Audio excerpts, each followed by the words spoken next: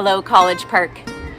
I'm here with the sounds of summer, the smells and the sights, and it's so good.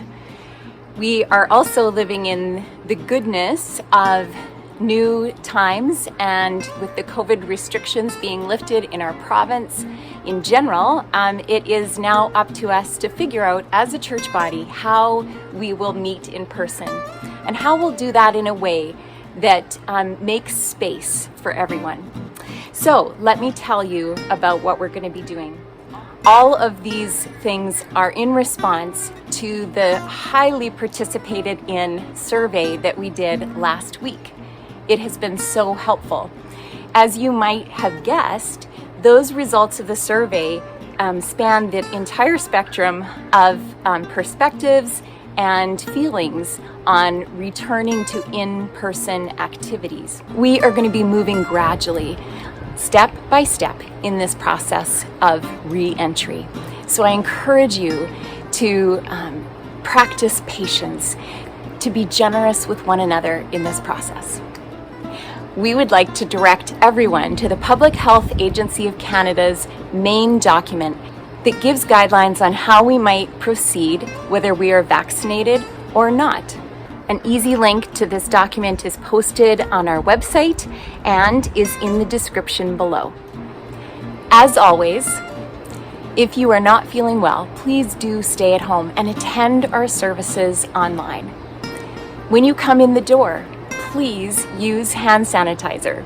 These are ways we can just care for one another. Masking and distancing are going to be a little more self-regulated in the coming weeks.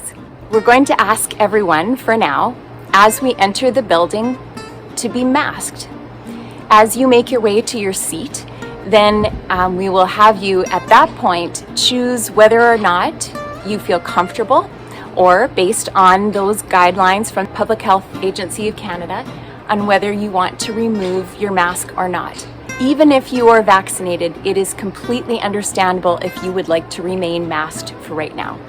Our chairs are going to be set up in a very similar way to how we used to have them. The only difference is those rows are going to be spaced 2 meters apart.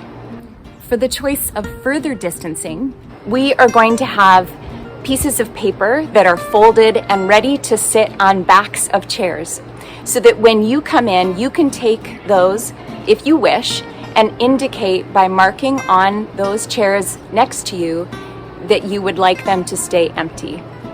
This is just an easy way of communicating what you're comfortable with right now. For the rest of the summer, we are going to encourage that visiting after church happens outside. It's beautiful out anyway, and it's a great way for us to make the safest environment as possible. In Paul's letters to the churches, he often referred to how we can be considerate of one another. This is our call, church, to be people who lean into how we can care for the other. Paul talked about how there is freedom in everything, and yet, if eating meat that was sacrificed to idols makes another brother or sister stumble, then avoid eating meat that is sacrificed to idols. Paul encourages us to live in such a way that we make space for one another and for where we are at. In our wider culture, all of these issues of how we deal with COVID-19 have become so divisive.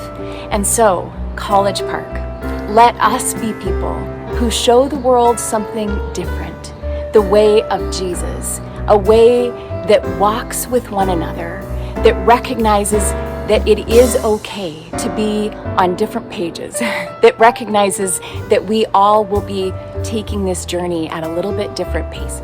The bottom line is we are going to give one another heaps of grace, piles of it.